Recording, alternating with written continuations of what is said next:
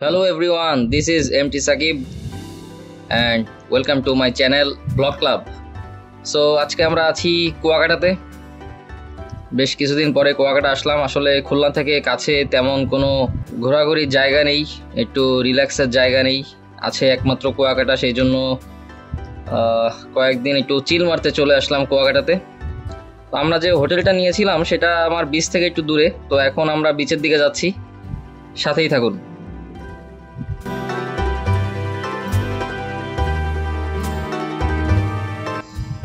এই হলো কুয়াকাটা সমুদ্র সৈকত। আজ বেশ মানুষেরই ক্রাউড আছে এখানে।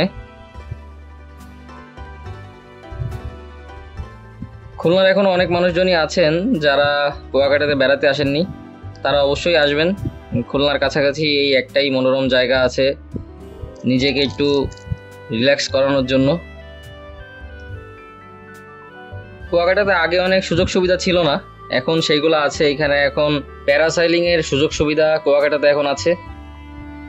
এছাড়া আরো অনেক বিচ রাইড এখানে আছে। কুয়াকাটা বিচটা বেশ বড়ই, পূর্ব এবং পশ্চিম দুই দিকেই আসলে ঘোরাঘুরির বেশ কিছু স্পট আছে। এটা পার্ট 1 থাকবে, আমি পার্ট 2, 3-তে বেশ কিছু স্পট দেখাবো। মেনলি এবার আমি পূর্ব দিকে যাইনি, পশ্চিম দিকে গিয়েছিলাম।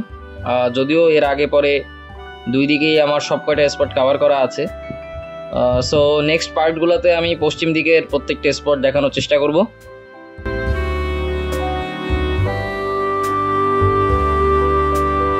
কুয়াকাটা বিচে আপনারা বাইক ভাড়া করে নিয়ে নিজেরা চালিয়ে ঘুরতে পারবেন।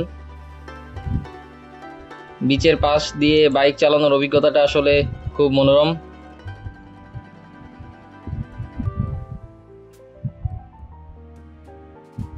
তো এই ভিডিওটা এই পর্যন্তই থাকবে।